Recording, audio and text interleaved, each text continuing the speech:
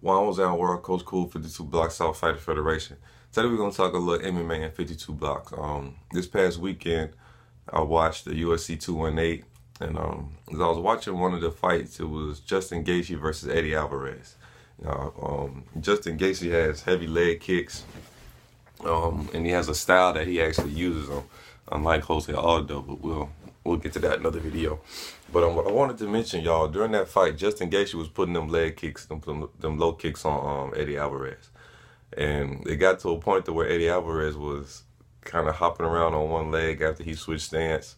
But it made me think of something. It made me think of seeing Mr. 52 kind of doing the crane technique, standing on one leg, hopping on one leg, doing his blocks. And some people, I've heard some people laugh at that. They say that that's not realistic for fighting.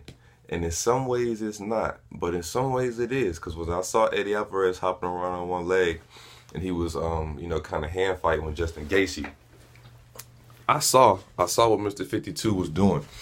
I saw what he was talking about. I saw how that training technique, that way of training, that hopping around on one leg, still doing your blocks or punching, I saw how it was applicable.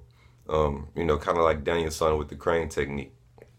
So it just made me laugh, and it made me think about Mr. 52 and him doing that technique, and how people would laugh at him, and joke and say, "Oh, that's not right. That's not, that's not the proper way to train." But what Mr. 52 was doing, he was training for a specific subset in the fight, meaning what happens when you're fighting and your leg is injured. Your opponent has some good low kicks. Not so much in an MMA situation, but a street situation. You don't know who you run into out here. So you run into a opponent that has some nice low kicks, 1, 2 low kicks, man, you in some pain, bro. Now you can't walk. You can't put the weight on your foot like you normally would. So what Mr. 52 was doing, he was training for that person when that happens, when your leg is injured, but you still have to defend yourself. What are you going to do?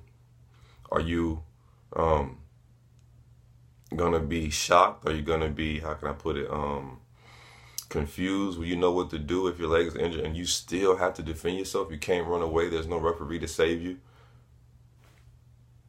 So that's one thing about the 52 blocks. When you may see somebody doing something and it looks dumb, it looks like it's not going to work, it looks uneducated, it looks ghetto, or whatever you want to say. But there's a specific method to the madness.